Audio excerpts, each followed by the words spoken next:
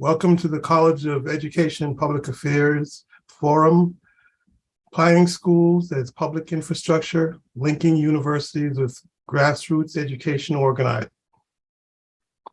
The topic is very relevant to our newly formed college as we probe the intersectionality that can define broad themes for research and praxis. The forum was planned through a faculty collaboration in our college. And I'd like to just mention and thank those who participated. Ann Galetta, who's professor and chair of the Curriculum and Foundations Department. Stephanie Ryberg-Webster, who's an associate professor in the School of Urban Affairs. Adam Voigt, who's an associate professor of Curriculum and Foundations and director of the Center for Urban Education. And lastly, but not least, Leah Hudno, who's new to us, but she's an assistant professor of practice at the School of Urban Affairs. Thanks to all. I am not going to do introductions, but I have to acknowledge a colleague who I met many years ago at Rutgers University, Akira Drake Rodriguez. Akira, thanks to you and your colleague, Ariel Bierbaum, for your participation in today's event. Now I'm going to get out of the way and let the moderators take over for this fascinating topic. Hello, everyone. Thank you so much, Dean Anglin, for the kickoff. Ian, I know that I speak for both you and myself. We're so excited to be able to host Ariel and Akira here today, virtually, but we give you all of this rainy and cool Cleveland weather where you are as well. And so we discussed getting right into the meat of the topic. And so we're going to forego traditional introductions. Ariel Bierbaum is an assistant professor of urban studies and planning at the University of Maryland and a lecturer in the mid-career doctorate program at the University of Pennsylvania Graduate School of Education. And Akira Drake Rodriguez is an assistant professor at the University of Pennsylvania's Weitzman School of Design. We'll hear opening remarks from Ariel and Akira, and then they will co-present on their research. Take it away. Thank you, Leah, and Ann, Dean Anglin, everyone for being here. This is really great. My name is Ariel Bierbaum, and as Leah said, I'm at the University of Maryland. My research broadly looks at the intersection of urban studies and planning and public K-12 education. I really believe in my research asks questions about how we can understand schools as central to our cities and our communities, and by extension, our quest for spatial justice. And they are normally usually left out of our research and often our practice in those activities. And so my goal is to kind of center schools, school districts, young people and families in our work as planners and as urbanists. Akira, do you want to do a brief introduction of your work? Sure. Hi, everyone. Thanks so much for having us. My name is Akira Drake Rodriguez. The work that I do looks largely at how planning and urban social movements intersect. So my previous work is on the role of tenant associations in shaping public housing in Atlanta. And now I'm looking at different movements organizing around planning better public school facilities in Philadelphia. So Ariel and I are super excited to present this research to you all. I'm going to just quickly share my screen. So I'm going to kick us off and provide a little bit of kind of big picture framing about how Akira and I and other colleagues in kind of a growing community of scholars looking at this, but are thinking about public schools as public infrastructure to begin with. So next slide, please, Akira.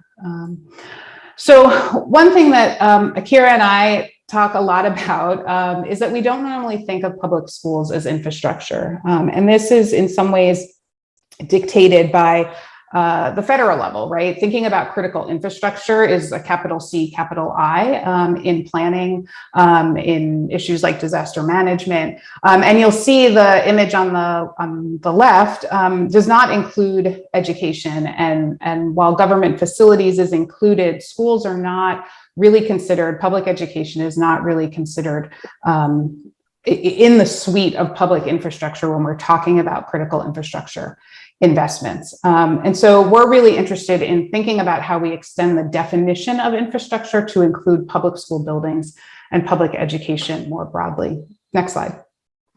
And this is really because functionally, public schools are infrastructure in our communities, right? There's no denying it. Public schools occupy approximately 7.5 billion gross square feet and 2 million acres of land in the US.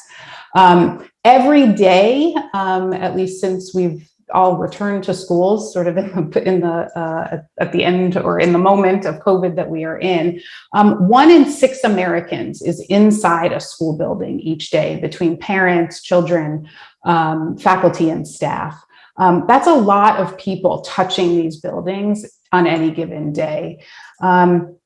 We also know that state and local governments are investing more capital dollars in K-12 public school facilities than any other sector aside from transportation. So when we think again about large public investments in infrastructure in our communities, schools hold a lion's share of those capital dollars. Next slide.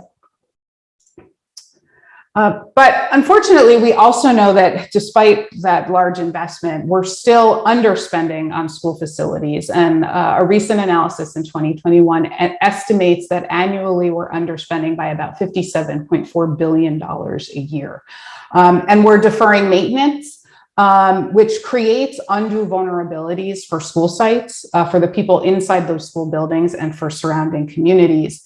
And what's important about this is that we know that the ways that we fund schools are inequitable. Because school facilities funding is predominantly funded at the local and then often at the state level, we know that the amount of investment in these school communities and in these school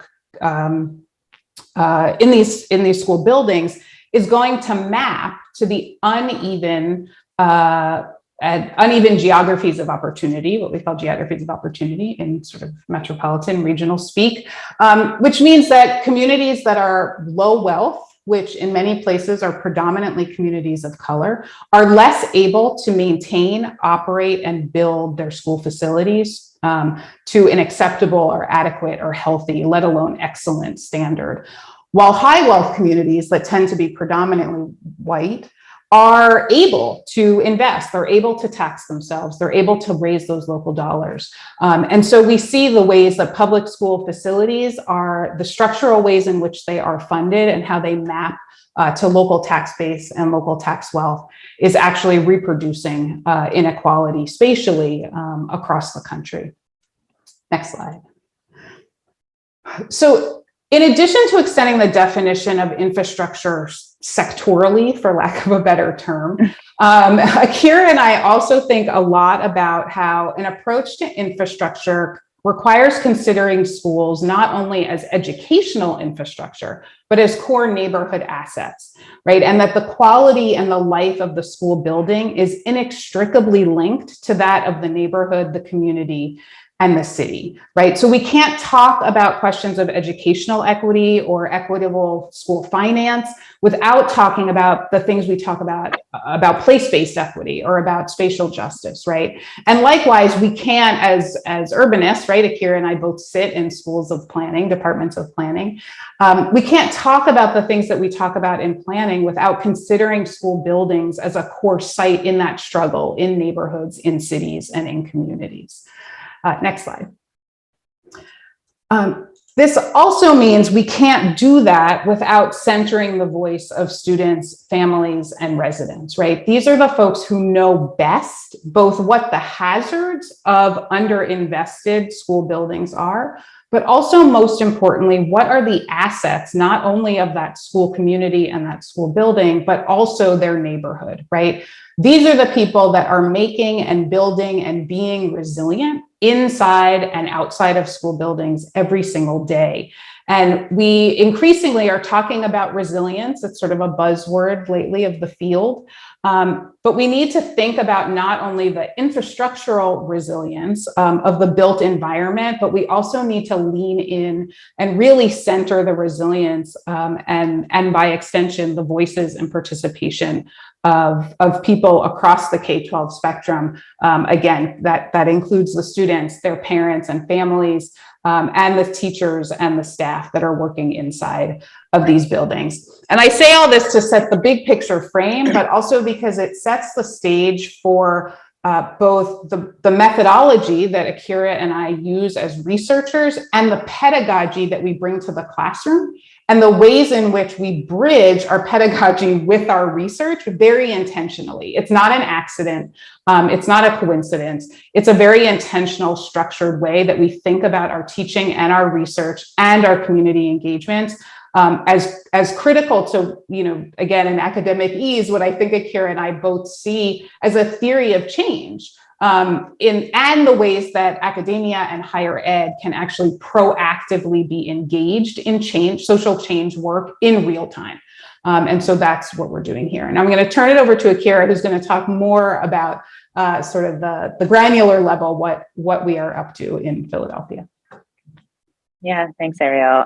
So I'm going to talk a little bit about Philadelphia Public Schools, and which is sort of a shared site of study for me and Ariel. Philadelphia is not atypical of every single city in the US, but it does share a lot of characteristics, particularly with a place like Cleveland, although our schools are diametrically different in terms of condition and planning. And so a little bit about Philadelphia Public Schools. The average building age is 80 years. Philadelphia is the 10th largest school district, although that number has probably changed because they lost about 9,000 students following the pandemic. So currently serving about 114,000 students in traditional schools with 20,000 teacher and staff. There are approximately 70 charter schools that serve an additional 80,000, so 200,000 students across a city of about 1.6 million. These schools were constructed as early as the 1870s and had a different kind of pattern of growth, of course, mimicking sort of post-war population growth, the 1920s and 1950s, seeing major building expansion for a growing population at the time, and of course the kind of typical post-industrial decline, having many cities and school districts facing similar problems of trying to, as Ariel terms it, the right sizing of school infrastructure to match the current community needs, and of course the school district's budgets. Because of the older age of these buildings, they are filled with a lot of toxic materials such as asbestos, lead in the paints and plaster and the water feeder pipes. The poor conditions have also produced declining enrollments, of course, which produce declining tax revenues to support these schools. As a result, you see a lot of drawbacks in maintenance, in custodial staff, which leads to vermin and mold from excess rain and ineffective management or non-existing HVAC systems. What we've noticed is that Philadelphia Public Schools, however, have never really been properly funded, properly maintained, and properly operated. And this is just the systemic nature of school funding and school operations in the city, whereby there was always a reliance, as my colleague Erica Kitzmiller shows, and a history of Germantown High School, always a reliance on the community to provide the extras that make an average public school a great public school. And so the provision of extracurricular activities, books for the library, additional field trips, as well as school supplies are what sort of provide the sort of comfort and a strong public school. As a result, never properly funded through the public, and conditions from the start quite terrible. Of course, the suburbanization that happened in most metro areas, we see the loss of population, but at the same time, a more active resistance against some of the systemic underfunding and disinvestment of public schools. So we start to see the development of a social infrastructure to counter that sort of loss in physical infrastructure. We start to see coalitions forming with the Philadelphia Federation of Teachers.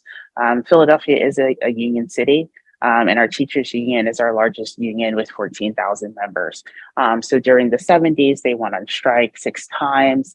The following decade, in the 80s, we start to see the Environmental Protection Agency that is suing the school district for failing to properly warn of asbestos in schools. So again, the problems that Ariel and I are studying around public schools and the organizing and coalitions that are happening have been in the works for decades. And so we're really just sort of building, I see Elaine Simons in the audience, really just building on the work of people who've been doing this and tracking and documenting this for a while. And it sort of goes to show the kind of long-term tenacity that is needed to support public schools, but the massive impact they have on day-to-day life of the community. School closures are sort of the next phase of Philadelphia history. Again, this right sizing of schools means that several schools have to close in neighborhoods, creating these sort of ripple effects that really encapsulate the public school and community dynamic. And so as public schools close, you see the destabilization of communities and the loss of population, which actually makes them prime candidates, particularly in either center city, for gentrification. Talking about the partnerships that we work with in our research, there's a number of organizations that either support schools, educators, or communities directly. And all of these organizations, we've forged some alliances. Some alliances are already existing, but they include Philly Healthy Schools Initiative, which is a number of stakeholders from environmentalists to teacher union members, elected officials, as well as epidemiologists and those who study environmental hazards and toxins. Chalkbeat, which is our local educational press, was purchased a watchdog press known as The Notebook, that started in the 70s. And so we have these sort of activist journalists that have been effectively watching the school district and advocating for data transparency and access. Parents United, West Philly Coalition for Neighborhood Schools, Northwest Philadelphia Public Schools, just different organizations that organize specifically around schools outside of traditional parent-teacher conferences. We're also going to talk a little bit about how these coalitions and their demands over time have created some participatory action research opportunities for Ariel and I in Philadelphia. As noted, there's been a lot of organizing around toxic schools, both at the state level in order to free up funding, to create fair funding, to marshal state funds towards addressing the remediation of our toxic schools. This has been successful in some administrations, but of course, very subject to the whim of the governor of Pennsylvania and a legislature that is fairly conservative. Working educators, a caucus in the Philly Federation of Teachers, did amazing work during a recent election in the union, organizing communities and parents as a way to find common ground for contract negotiations, taking on an approach that was mimicked with the LA Teachers Union, as well as Chicago's Teachers Union, that advocated for more community services, such as homeless prevention and other social services within schools to build that stronger social infrastructure. During a planning process for the school facilities in Philadelphia, this presented an opportunity for all of these different educational interests to come together around a shared cause, particularly what they feared would be another round of school closures following the 25 that happened in 2013. As noted, the school closures created disruptions for teachers, for schools, for parents, for communities. And as a result, people were fairly mobilized to make sure this didn't happen again. So we began working fairly quickly with the West Philadelphia Coalition for Neighborhood Schools, a home and school association, which is what we call our PTA, a home and school association down in South Philadelphia, that were really interested in both collecting data about how communities viewed schools and how schools acted as infrastructure in communities, as well as really opening up a process that the school district was making exclusionary. And so this was allowing for people to really come into the process in a way that was accessible, in a way that had a number of different languages that met at times that reflected the schedules of the community and really took a comprehensive approach to understanding public schools. And so here are just a few photos of some of those meetings. This was in 2019 before the pandemic. This process was kicked off in the fall and by the winter ended as a result of the school closures in the city. There were also attempts to have a wider conceptualization of school planning that went beyond the study area so that neighborhoods that were growing were not inadvertently taking resources from neighborhoods that were shrinking, and an overall approach to reinvesting in all schools so that they can improve the physical and social infrastructure of many communities in the city. Here is a public meeting that the school district held to discuss the recommendations for the school facilities planning that did include some closures. And actually, there was a counter meeting with press outside that was larger than the actual public meeting. And so these coalitions were actually effective in mobilizing people to resist the school district's conceptualization of a good school or a school that was worth preserving and really taking control of that narrative. During the shutdown, organizing continues, of course, in the wake of COVID.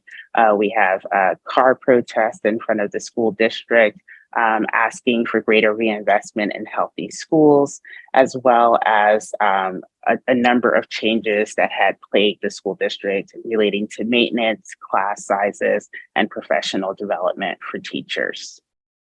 So now we're going to talk a little bit about how our universities have actually been supportive in helping to further the link between communities and school planning, and also kind of redistributing the resources of the university into these underserved communities in Philadelphia. So Ariel and I both offer a course that we teach at the same time in the fall semester around planning public schools as infrastructure, where we're really looking at how planners can reach across these many silos and these many interests, whether it's environmental justice, educational justice, or spatial justice. Ariel has written about transportation justice and mobility justice as it relates to public school planning, and thinking very broadly about how they're critical to planning safe and healthy communities. And so I'm just going to show a little bit of the work that our students did last year, developing a website to create a people's facilities master plan that takes into consideration these different understandings and definitions of public school as infrastructure. So Ariel is going to talk a little bit about what her students did as planning and policy students, and I'll talk about what my students did as landscape architecture students. Thanks, Akira. So as Akira mentioned, and just for the instructors in the audience, I know we're a mix of folks. You don't know who you're going to get in your classroom when you plan a class, right? And so it's a little, it's formative, it's emergent even on the first day of class. And so last year, Akira and I were in very close touch, and we realized, okay, so my students were planners and ed policy folks, right? A small but mighty group. So what could their skills bring to bear? What kinds of questions could they ask and answer that, again, would be supportive of folks on the ground, and what additional skills could I impart to them so they had a meaningful educational experience in this class and expanded their ideas around education policy making and planning decision making. So my students actually focused on participatory planning processes, and we spent a lot of time actually looking at revisiting planning theory, looking at sort of different frameworks for participatory planning practices to develop and to draw out sort of the top line values and principles that my students thought made the most sense that could be integrated with other frameworks for engagement. So we also spent a lot of time reading in the education scholarship and in education organizing about parent engagement, right? And what does What does high quality parent engagement look like? What are some of the critiques of more traditional models of parent engagement by schools and school districts? And how can we reconcile and kind of marry the planning approaches and parent engagement approaches, and also think maybe a little more radically about what it means to do, to take on ideas from social movements, from community organizing, right? Again, because the goal here, as defined by the Philadelphia organizers on the ground, is to develop a counter narrative, to develop a counter plan that is a people's facilities master plan that is running parallel and is meant to be provocative to the district to respond to their needs and their experiences that up to this point have been pretty systematically ignored in the formal planning channels that the district has created.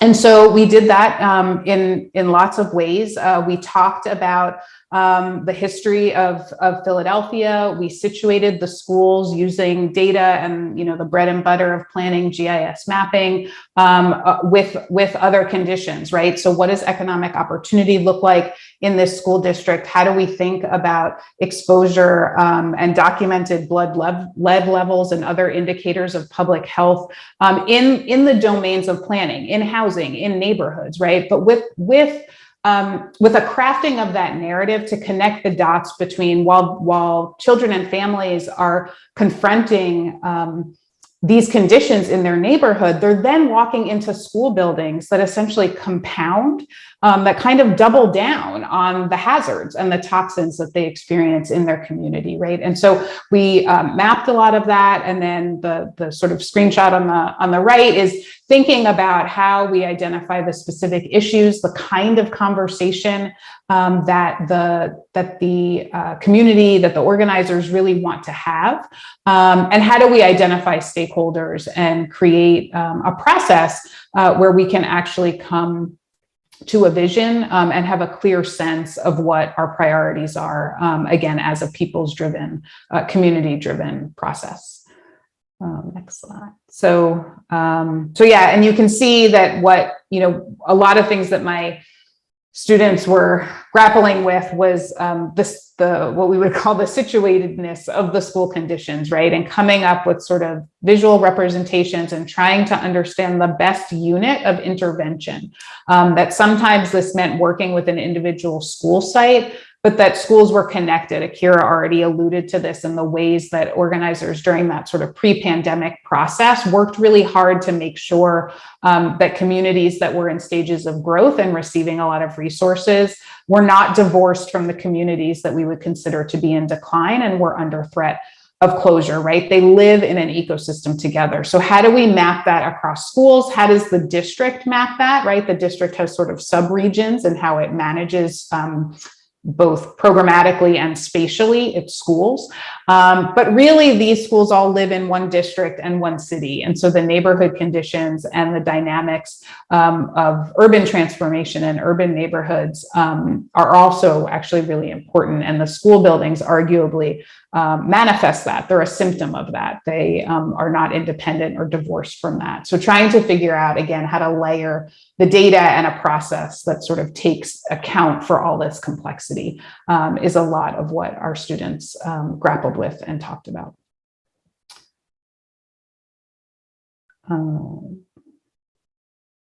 Building on that, the need to sort of both reframe what the problem of school facilities were, particularly as it related to neighborhoods in Philadelphia more broadly, as well as really creating a lot of connection and continuity across these movements. So documenting the history, pulling together stakeholders for a visioning session and documenting that, showing the duplication and numerous past planning efforts that stalled or failed and failed to produce a plan more than anything, understanding spending across council-managed districts. So really, again, sort of understanding the different scales and levels of this investment and different sort of targets even for these social movements to organize around and against as a way of finally funneling resources into public schools was really something that my students sort of took on and supporting the different movements that were happening last year. They also designed coloring books and other sort of humorous material.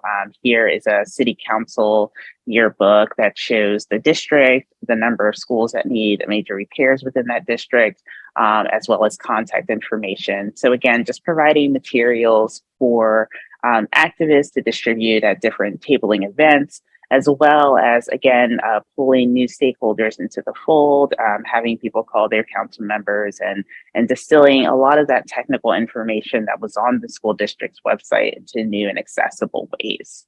My students also designed these sort of trading cards as ways of understanding different types of infrastructure. So understanding how Philadelphia, a city of creeks, streams, and rivers, that required a lot of bridge building and investment into bridges as infrastructure and public infrastructure, and trying to compare that to high schools and other schools in the area that lack that sort of comprehensive and ongoing maintenance and investment. Over the summer, we had a People's Facilities Plan retreat where we pulled together these different stakeholders, provided them with a lot of the tools that we developed in our class in an effort to both begin a visioning process, but also set out some concrete next steps for organizing to expand the number of stakeholders who were interested in producing a People's Facilities Plan that ranging from elected officials to members of the Philadelphia Student Union, teachers, parents, other activists coming together for one day in the middle of July. And from that, actually getting some next steps, particularly organizing against an ongoing facilities planning process that the school district is hosting at this moment, and organizing schools against the possibility of closures or the reduction of the school programming and space. Another way that universities have invested into public schools, there was a studio that occurred with West Philadelphia High School.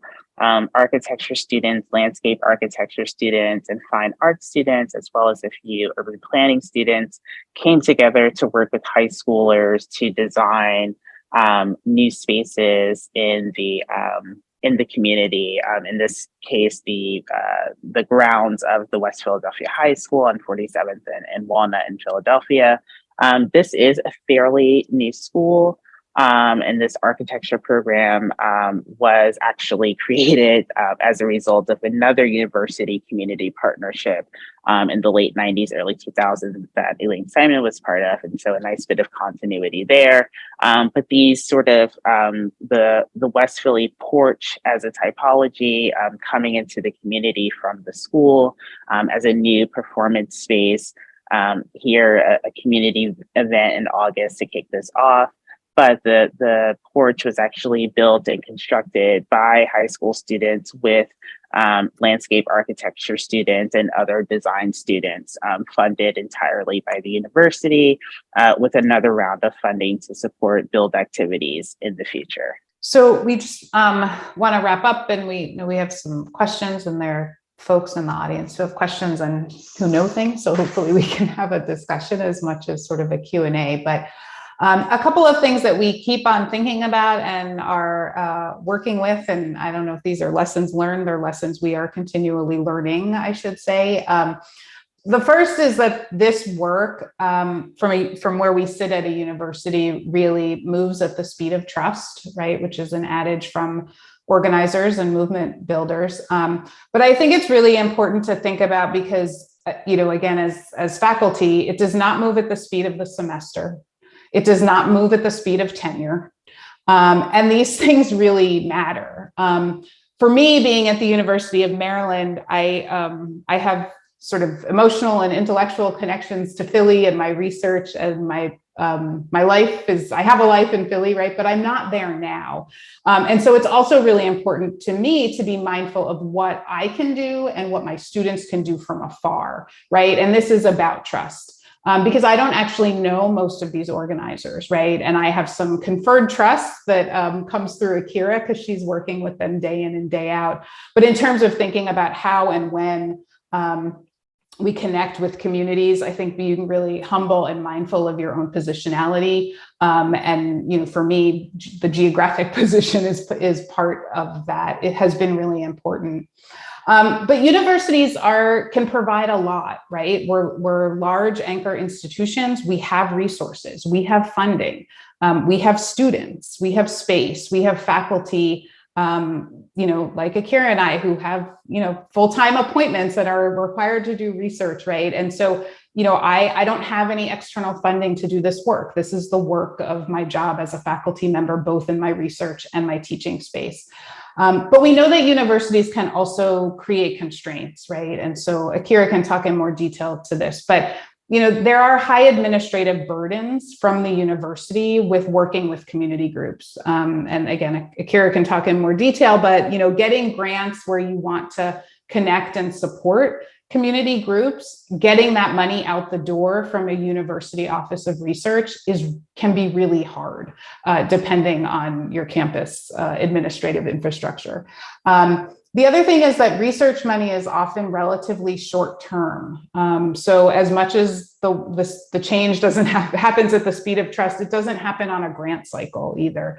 And this is a problem that is not only about this kind of engaged research, right? We know that foundations, like philanthropy, has really retracted spending on community organizing, on general operating grants, right? This is a problem in the nonprofit sector more broadly that we're not going to solve, but it is one that we have to confront if we really are looking to build capacity and work in partnership with community groups outside the university. So those are some things that I think, are learning about and struggling with. I think just a couple of other things that I think a lot about as connected, and why it's really important for both of us to connect our research to the teaching and the pedagogy, is really about leadership development. So, you know, the big picture framing that I offered up front, this really requires a transformation about how we think about how we do our work, both in planning and in public education. And right now, we don't train people very well to think differently and to think in sort of this cross-sector and sort of more integrated way. We don't do a very good job of training people in methods for both research and practice that can actually do that work of centering the voices of young people and of their families and of community residents. And so for me, the teaching component is super critical because I'm teaching graduate students who are getting mostly terminal master's degree in planning, sometimes, you know, an MED, you know, in education. I always have a few PhDs thrown in.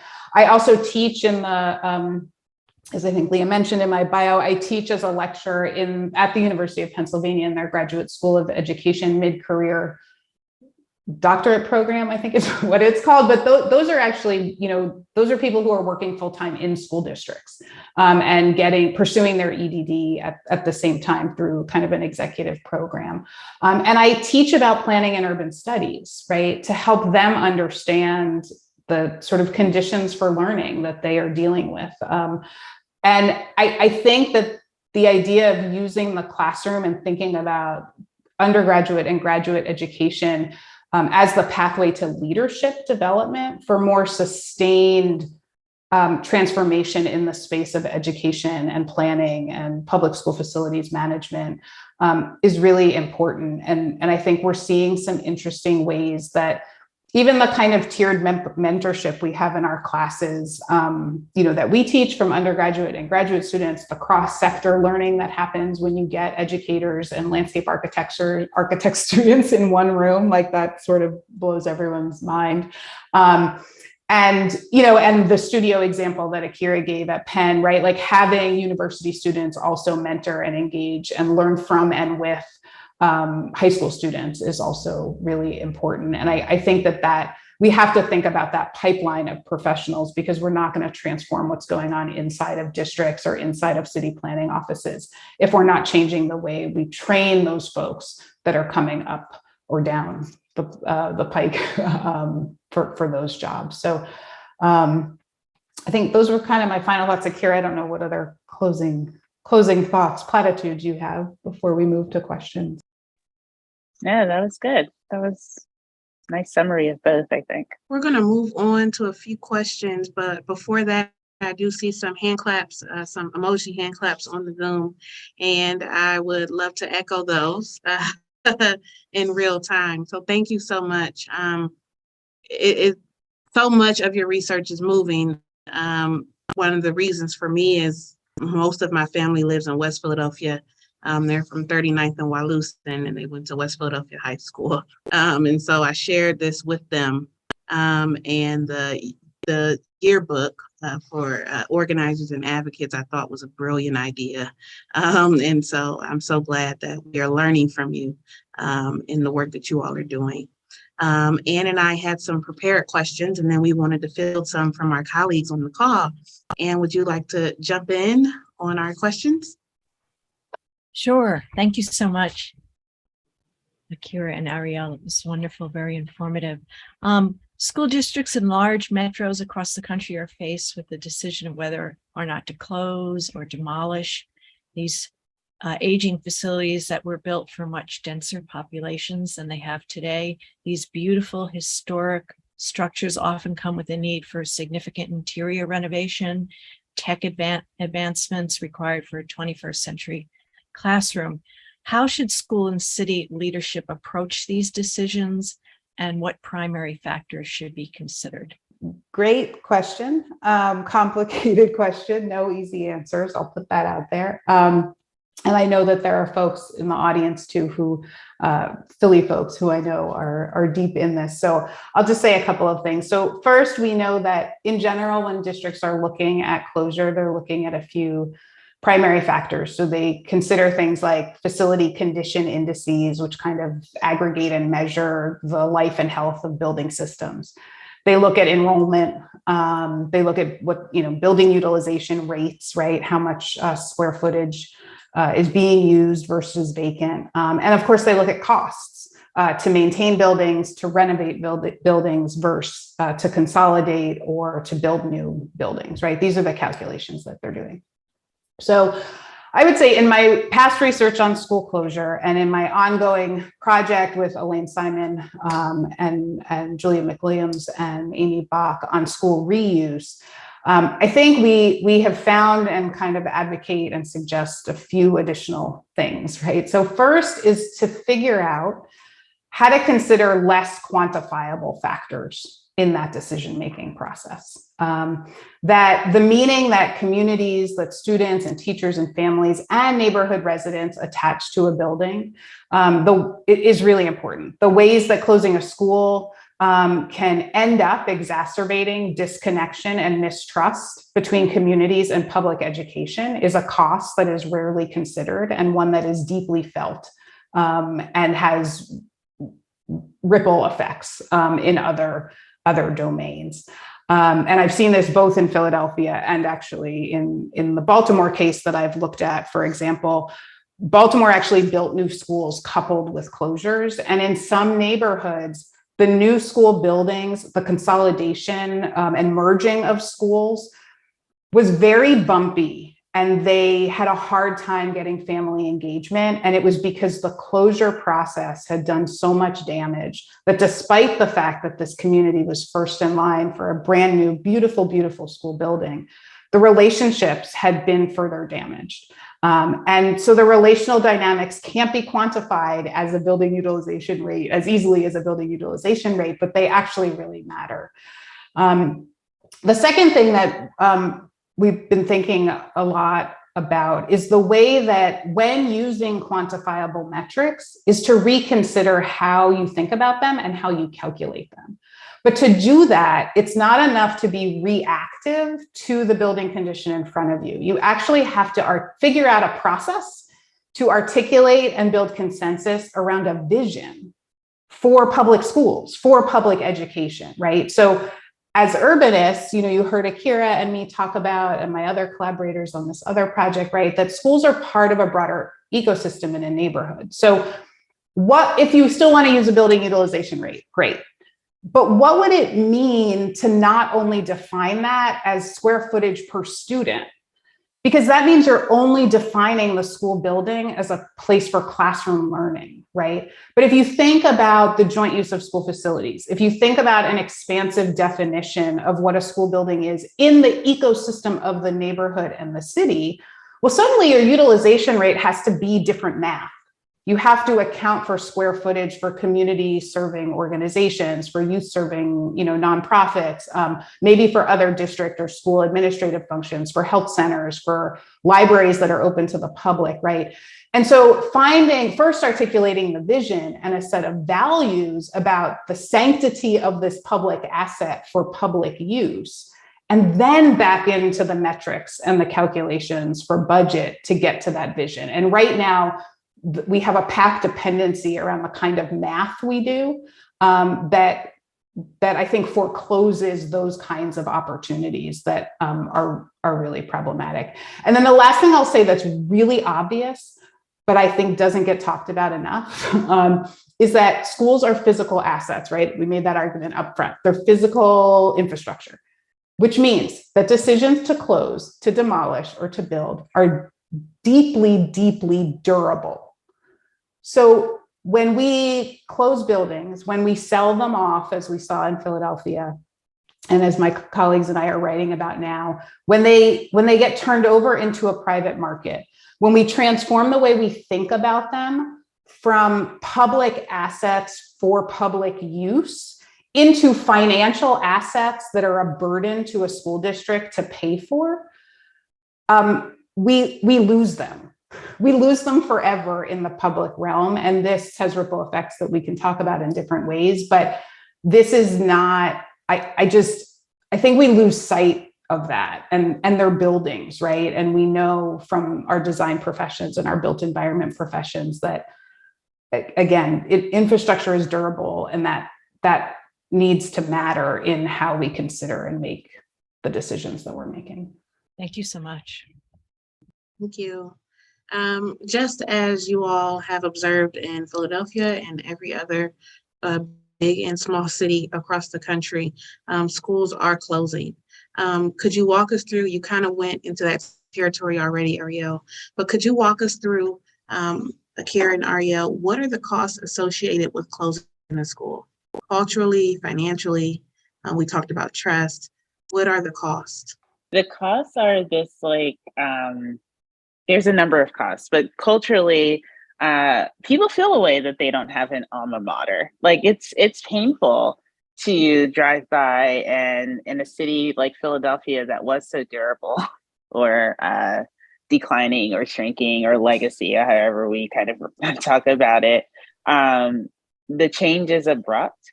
And it really changes what my landscape architect friends call the fabric of a community. Like it just changes the look, the neighborhood, the values, the culture.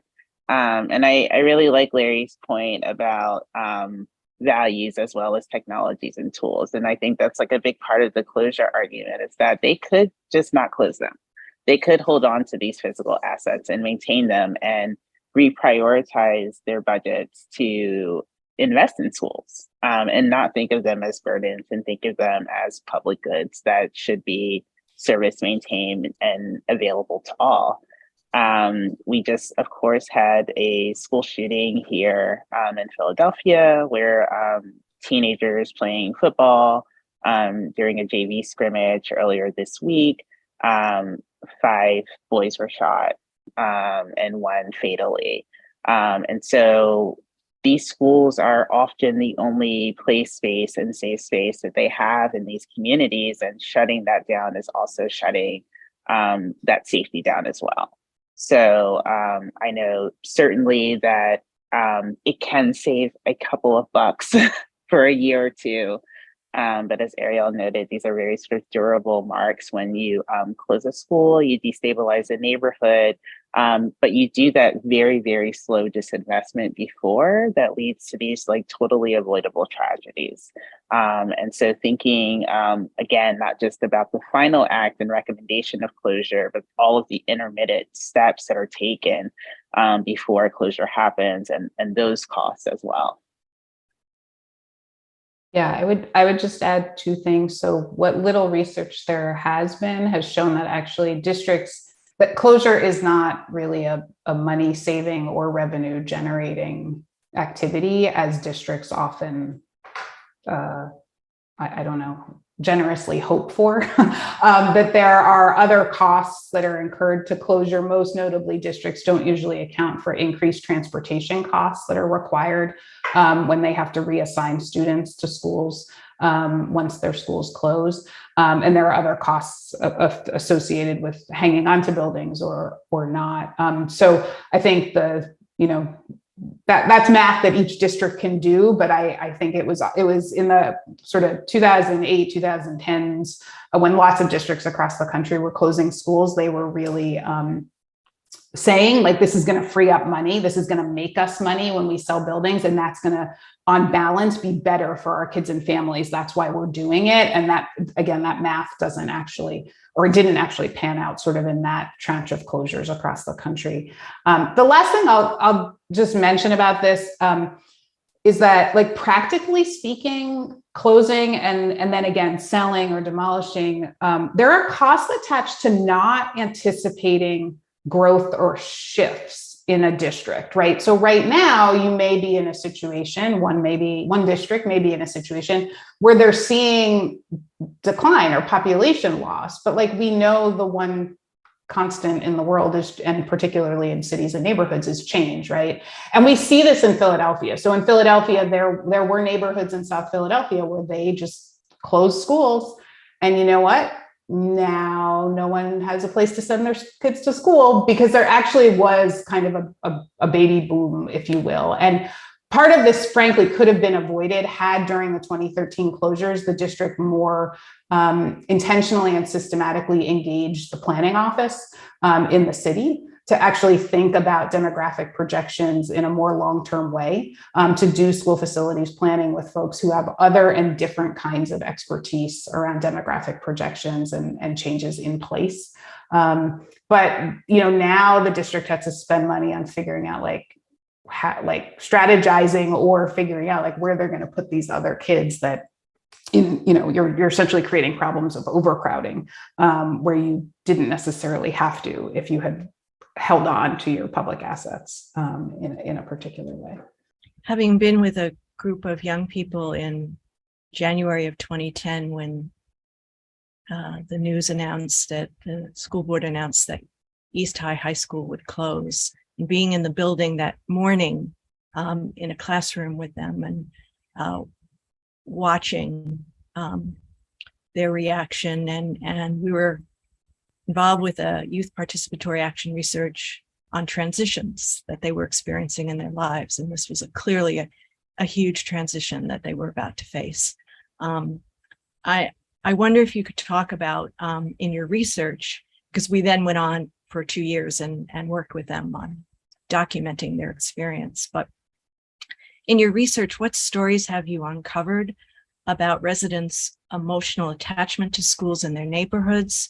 What role do schools play in developing the culture and fabric of a place? I mean, it sounds like, Anne, you could answer that question maybe as well or better than we could. But I mean, I think the things that we've already talked about that Akira beautifully articulated, right? That the rhythm of life in a neighborhood shifts. In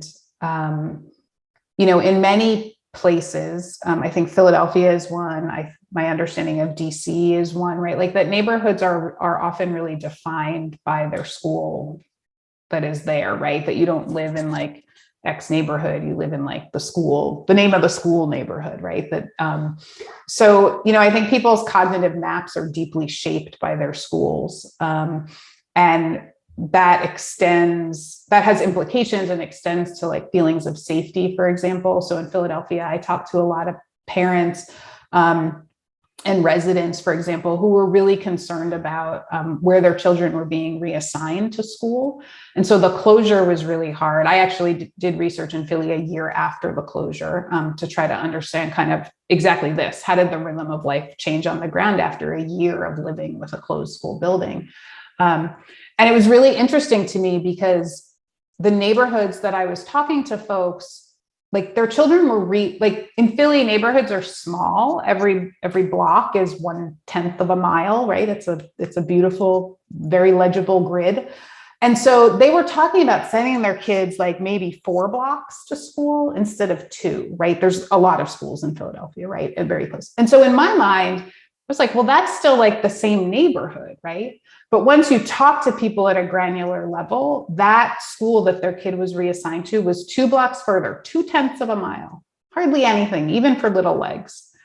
And it was devastating and it was scary. And they really felt like the district hadn't accounted for what that meant, because their community, right, how they defined it.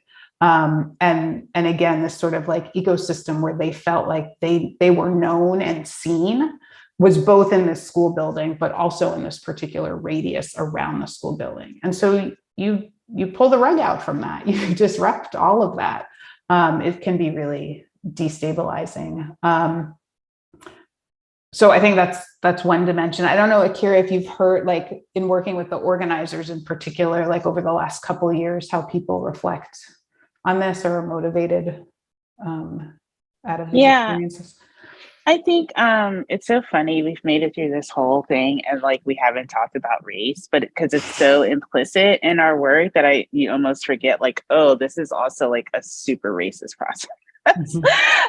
So like that's how it feels. It feels like for a Black Philadelphian or a Latinx Philadelphian, like a very, very long line of racial displacement and dispossession, and a transformation that they have no say in. They've been disenfranchised in so many ways that this just feels like another attack. And so I think that there's also that aspect of it, that it's not that coincidental and that it's not, I mean, yes, it was a majority Black city and it's certainly a majority non-white school district.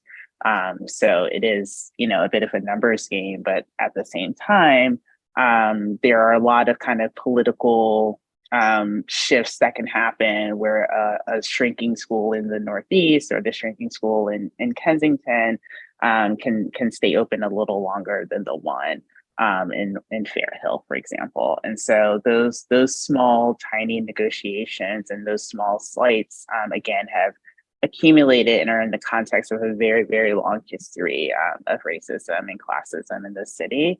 And so this is yet another issue.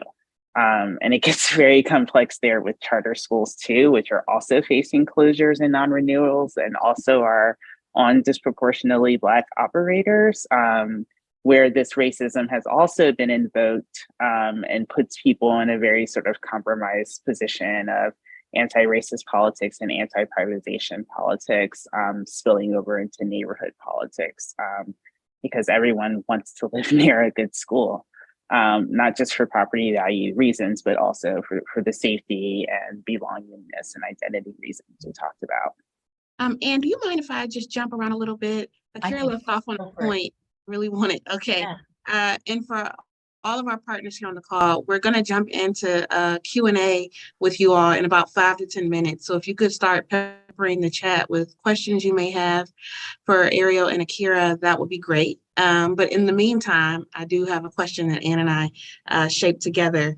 And it is, could you speak about how the process attends to relations of power by race and social class and other ways groups can be marginalized, in the process? Is there a means for checking how forms of privilege are shaping the planning of our school infrastructure? How can we attend to the power dynamics? Some people may even say lack of power that groups feel that they have. And how do you check for that in the planning process? Yeah, I think we saw this question. When you say process, do you mean the school district's process or like our process that we're proposing, or the general kind of process of different forms of planning? Well, selfishly, I would love to hear what you've observed in the school's process and then what you would propose in your process. Okay, yeah. So that's a complicated question still, but I can break it down very quickly. So the first process is like totally exclusionary. It's very technical. It uses one engineering firm to determine facilities condition assessments, and that data is not always made public. it uses one definition of utilization, which is how many people are, what is the enrollment in the school, which is shaped by the school's condition, of course, and then like what is the capacity of the school. That is usually, again, a very sort of top-down blueprint approach to the school's capacity versus, okay, we can't use that classroom because it always smells and like the paint's peeling, we're pretty sure it's full of lead. There's mice in that classroom. So not a realistic, rooted in the lived experience. So it's a technical process where actually the Board of Education has been making some policy amendments to remove even city planners from that process. So it becomes a process that's almost entirely overseen by private consultants and not with what one of our allies calls the direct and indirect stakeholders of a public school facility, those who are like in it every day and know it intimately. And then from our process, I will say that one thing that I know that we struggle with, and this is something that I think occurs a lot in participatory research, is who can participate, who actually has the time and resources to do hours of volunteer work against a very, very big institution that is the school district for the best case scenario, a 30-year facilities plan. And so it is something that requires, we talk a lot about Washington, D.C. and their sort of like people-driven approach. And that was, the work of a lot of unpaid men and women predominantly who, had retired or were able to sort of take on these different roles and or could build work around it and had a flexible schedule, had help with caretaking duties, had the tenacity to keep it going, or support from other funders. So these are things that are difficult to sustain and create a lot of barriers and obstacles that fall along race, class, and gender lines. So it is hard to get working poor mothers with children with disabilities to organize with us and make sure their voices are heard as equally as maybe for a retired white educator who can dedicate more time and resources to this. And so even within the people's and participatory processes, we want to make sure that those issues of power and those issues of exclusion are acknowledged, and that we're kind of proactive and making sure we can kind of meet people where they are. Given all who are in the room, I think we should, Leah, are you all right with us opening this up? Because there's some questions in the chat. Yes. I suspect there'll be a lot more questions and even some dialogue here, considering who's in the room. Yes, feel free to unmute and share your question live, or we can read it for you. I see Ann Price, there's a question. Ann, do you want to just jump in, or would you like me to just read that? Sure, I can read it. Some districts have moved to a P12 education multi-building campus approach where all high school, middle, and elementaries are all on one campus, kind of getting away from necessarily a neighborhood of anything and also having enough real estate to put all those buildings in one space. How do you think this trend might impact a city like Philadelphia? And are there neighborhoods that would have that type of space to house more of a campus approach to education? I see it. I think Elaine has left the room. I was going to ask her to weigh in, but I think the new school construction that we see in Philly is never going to be campus based because like you said, the land is just not there.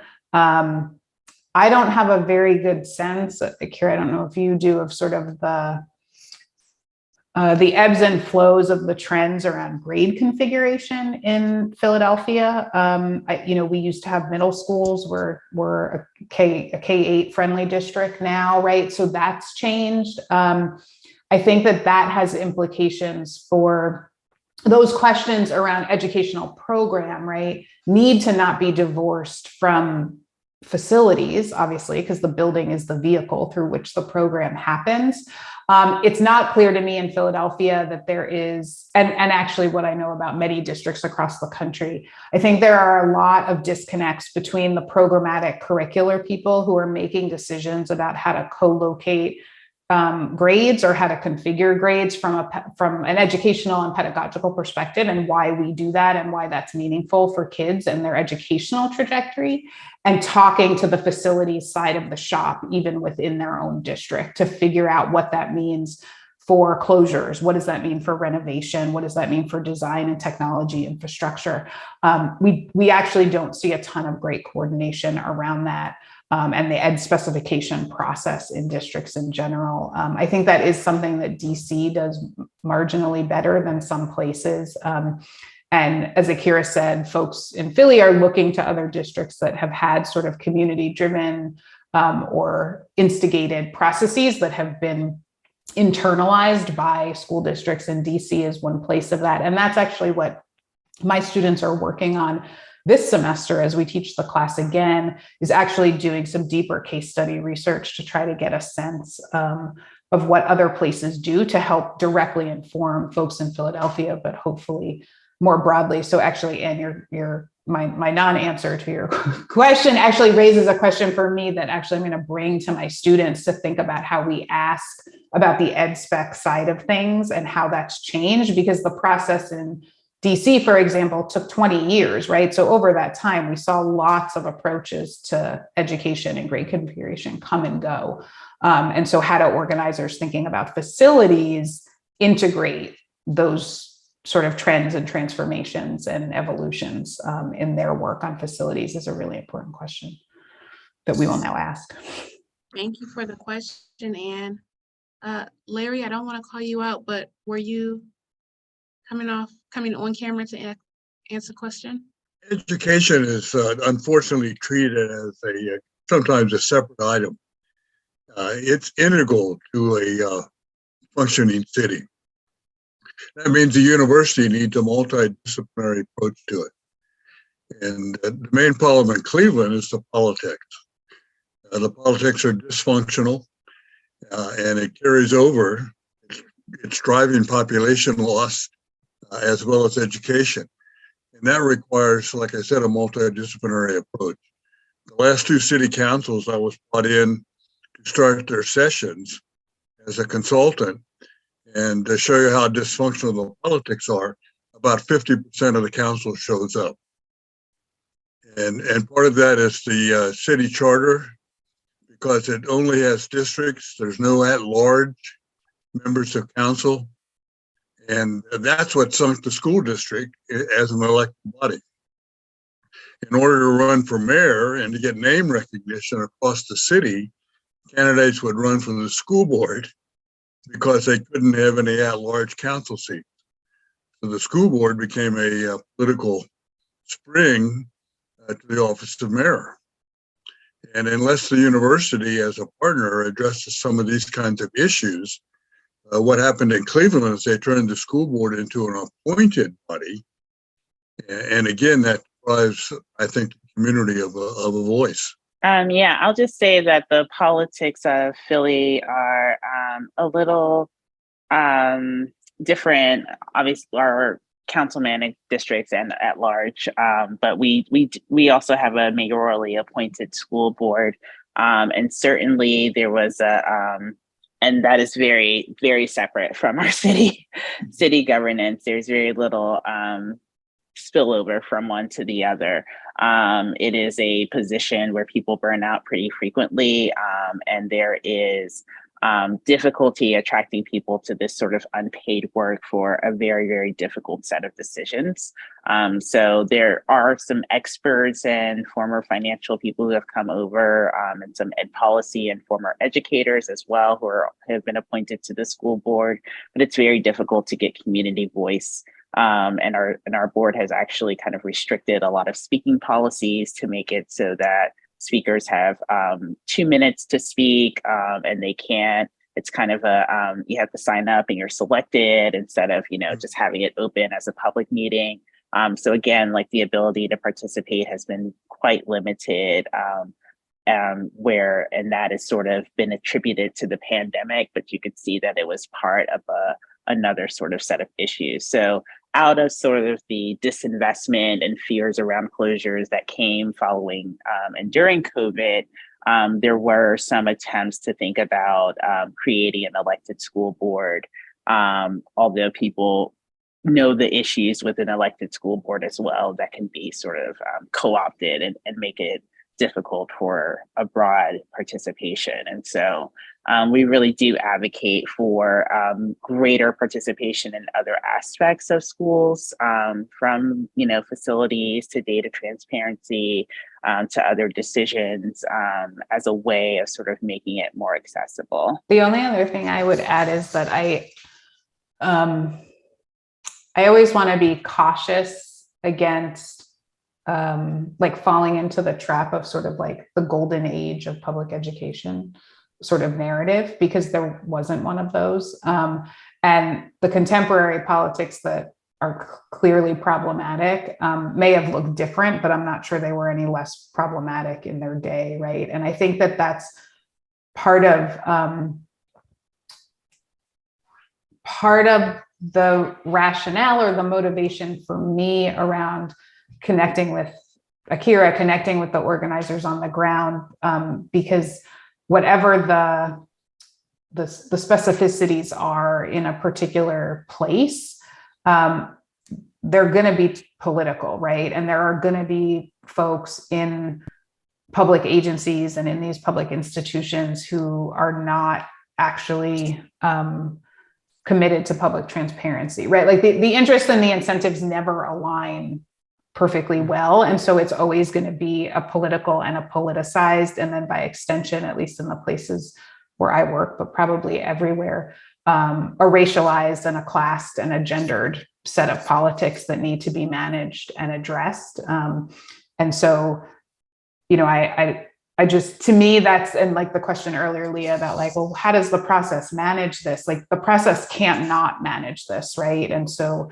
I don't know if there's like a silver bullet, like here's how you deal with it. I don't think there is. I think it's just, I think folks who approach these processes thinking they can somehow be apolitical or a-racial or a-classed are already set up for failure, because they are inherently that. Yes. And they have historically always been that. Public schooling has always been a space that public schooling has always been weaponized against Black communities, for example, in the United States, right? Like, and so we need to just reckon with that and then move forward and figure out the politic that is going to acknowledge and try to build power where power has historically been systematically denied and is continuing today.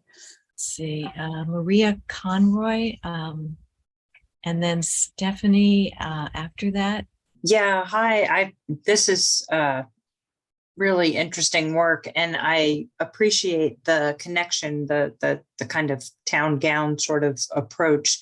And I was wondering, with the point of these studio classes or these coursework, how do you effectively do kind of the long-term plan or engagement with your groups when you are dealing term by term and turnover by turnover? I know that that's probably a much broader question, but in terms of the schools especially, I know we've worked with some disadvantaged communities, and they get very frustrated with the university and then don't want to have anything to do with us.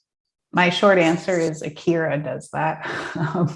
My longer answer is it can't, I don't think these partners can be structured as a class.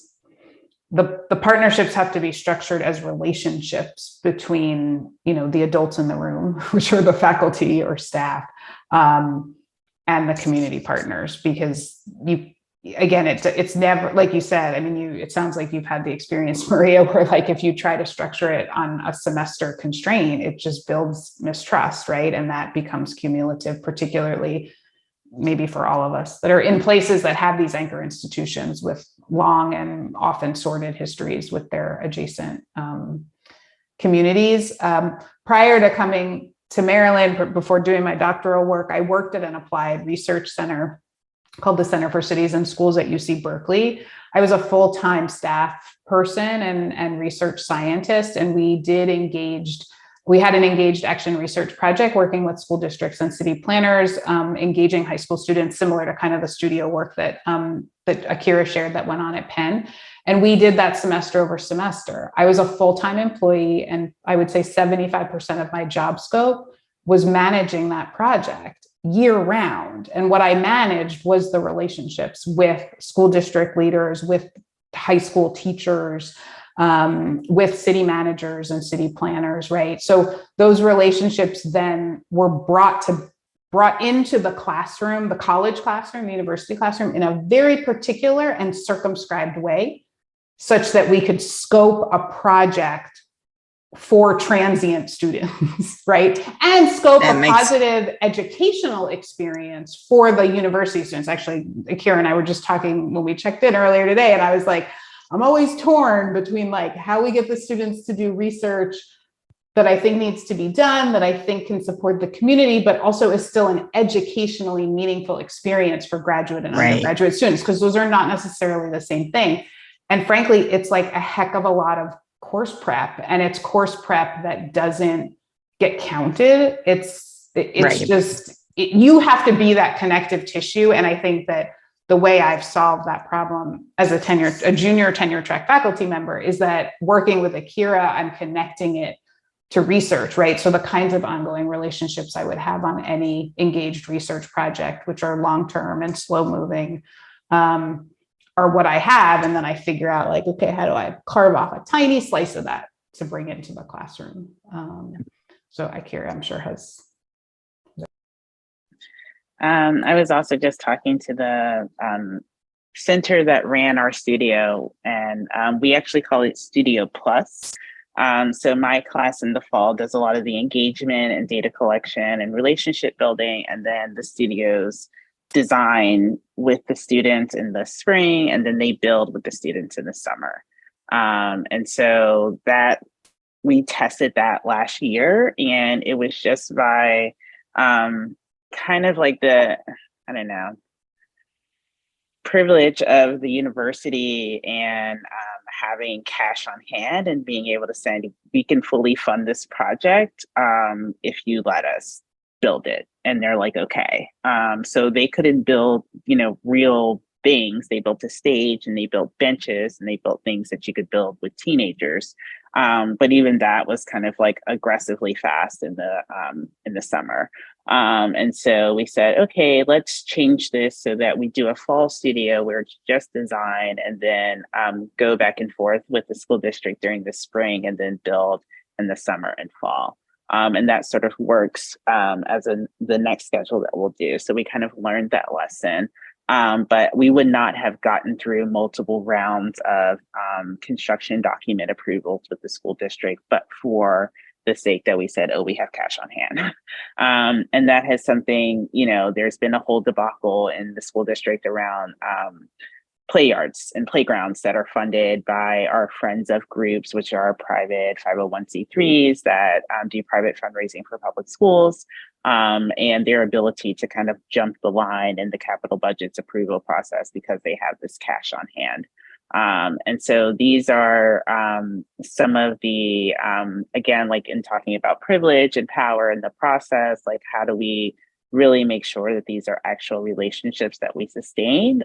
But more importantly, like how do we learn to see that power as a major institution that doesn't pay property taxes and contribute to the school district's budget, and make sure that we can get, these resources and tools and advocacy in the hands of the community and out of the few hands of some planning professors. Thank you. We have time for one last question. Stephanie, do you want to? So here at Cleveland State, we are we've gone through a university realignment. So we are now in a College of Education and Public Affairs, where education on all of their programs are with, planning and criminology and sociology and public administration. And in hearing you talk, I'm wondering, if you've, through this work, had ideas or are thinking about ways to better cross-pollinate the education of future practitioners working in these areas. So I'm thinking about some experience I've had in a much smaller place than Philadelphia or Cleveland, an inner ring suburb, that I'll leave unnamed for now, where, you know, it's pretty clear that like district administrators aren't coming at these things with a deep knowledge about neighborhood and place identity and social connections. And planners and architects maybe aren't realizing the modern day needs of schools and space and security and facilities. And, you know, in hearing you talk and in thinking about, you know, our new college, which is, you know, a little personal, that like, is there a space where we could be better training in a cross-disciplinary way the people who are making these decisions to, so that, you know, district administrators, for instance, more comprehensively understand issues of busing and racial justice and neighborhood identity and how closing schools can destabilize places, you know? So that's kind of my question. Do you think there is a space for better training in higher education of practitioners who can come out with more transdisciplinary knowledge? Yes. And it sounds like the space is your school. No, I mean, I think that, like, to me, that's the nut to crack, right? Like when I get education students, like I always check with them because I don't want to be like blanketly, you know, making judgments about education schools. But as far as I can tell, education students are not getting any training, let alone on neighborhood. I mean, so the urban ed majors, they sometimes get some of those contextual factors things, but they're not getting any training on facilities management. I can tell you that much, right? And like, they're not getting training on capital asset, like capital budgeting, right? Like, so, you know, even like principals have a lot to do. And one of the things they have to do that they get very little support in the pipeline, as far as I can tell, is they are a building manager. They are managing like a physical building, right? And of course, they're supposed to have building engineers that come in that actually know HVAC and this, that, and the other. But I mean, I think that there is something lacking in colleges of ed that we focus, and my colleague at the Center for Cities and Schools, Jeff Vinson, always talks about this, right? That like, there's often a way that, you know, teachers and principals, particularly folks working in public ed, like they often say, like, if you're a really good teacher, like you can teach in a shoebox, right? And we sort of like that's okay, because I guess you're really skilled, but like normatively, like, should you have to teach in a shoebox? Like, no, like, why do we accept that as the terms of the conversation, right? So I think we need to sort of do some transformation of what that means. And likewise, right, I don't need to be railing on my education colleagues, right? I mean, planners, like, I mean, when I was at Berkeley, you know, we did a lot of technical assistance with school districts and planners with the regional planning agency. I mean, I couldn't believe this. This was like a joke to me. I sat at a regional planning agency meeting. So it was the Council of Government. So sitting at the table were all the, like, I guess they were all mayors of this town, of the jurisdictions that fed the regional body. And we presented, and then people asked some questions. And then I forget who it was, but someone literally sat at the table and said, yeah, schools, like, they're the thing. We can't do anything about that. Like, thanks for coming, like, next agenda item. I mean, it literally like happened that quickly. Like, they were like, it's the linchpin and we have no control. So we're out. We don't know what to do, right? That's not acceptable, right? And we're not talking about schools in our planning curriculum either. So how do we fix that? Akira and I teach classes about schools. That's like one way, right? I was invited through a set of social relationships to teach in this graduate school of education mid-career program. I mean, it's tremendously gratifying and really challenging for me to be in a room, and very humbling to be in a room with, especially in the state of COVID, with educators and with district leaders who like are really trying, you know, to change their practice. The other thing is, I think that there is a role, and this is something I learned at the Center for Cities and Schools, out, like, yes, pipeline, and also again, like universities can have a role with like real-time, like people who are currently practitioners, right? And at Berkeley, one of the other things that we did at the center was we ran a community of practice of school district and city leaders, where we used our power and our legitimacy as a university to provide them, and our resources, to provide them with graduate student support to do projects. We used our ability to convene people, and we brought them together. And these are district and city leaders who like just don't have time or space to talk to each other or across region, right? And I know part of the goal here was you were talking about, you know, can you get folks in other parts of Ohio to join, not just in Cleveland, right? So I don't know. I think there's lots of opportunities if we recast what our role is at the university as faculty and as researchers. If I could just say, in a probably unpopular way, I actually don't think that planners and district administrators need another job, and that maybe this is beyond the scope of what planners and district administrators can feasibly do in resource-strapped places. It is a different set of skills to develop a facilities management plan than it is to figure out an educational strategy for a K-12 district in one of the poorest cities in the country, versus how to plan to revitalize one of the poorest cities in the nation. You know, like it's just like something where it's like every week I'm teaching planning history and theory, and I'm like, planners have another job. You're public health people, you're landscape architects, you're, you know, you have like all of these jobs with like no budget or power. And I'm just kind of like, maybe it's like, this should fall under public works. We've got parks, we've got libraries, we've got rec centers, we've got schools. They all need constant investment and maintenance. And maybe that should be someone else's job. And so one of the demands of Philly Healthy Schools and others has been an independent school construction authority. Mary Filardo, we talked a little bit about federal and state policy, 21st century schools advocating for a new division in the Department of Ed that is about facilities. And so I just think there are people who have this expertise that don't necessarily need to be pedagogical, budget, and union negotiator experts as well as mappers and health and, you know, regional planners at the same time. So I just, as much as I love interdisciplinary work, I do think that people have limits and that they're, not to sound like a capitalist, but there are competitive advantages to using people who have this skill set. Well, Ariel and Akira, thank you. Thank you for your time, your talent, your passion that, if you leave it to me, has shown through all the way through the interwebs on Zoom. And I can't express enough how moving to me the work that you all have committed to doing inside and outside of your contractual duties is important to not just the children of Philadelphia, but to us, those of us who are advocating for children from wherever we are on this call. So are there any final words you would like to give us and our partners today?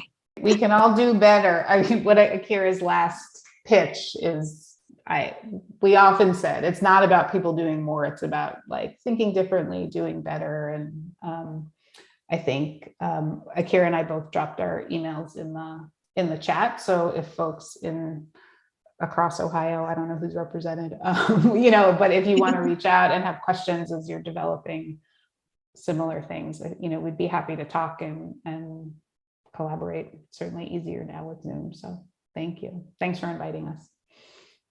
So Anne, would you like to close us out? Thank you so much. This is, I think, you know, institutionally, we're at a moment where we're, you know, there's many possibilities ahead. And I think that, you know, having this as our first forum, you know, as SEPA was just absolutely wonderful and lovely. All the connections, you know, the kinship relationships that exist across the university, and Dean Anglin and Dr. Rodriguez and Dr. Bierbaum. Thank you so much. Thank you to all who came, because I think it enriched our conversation greatly. To be continued. Thank you.